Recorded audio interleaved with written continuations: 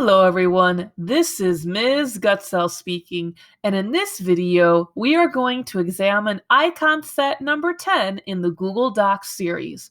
With that being said, let's take a look.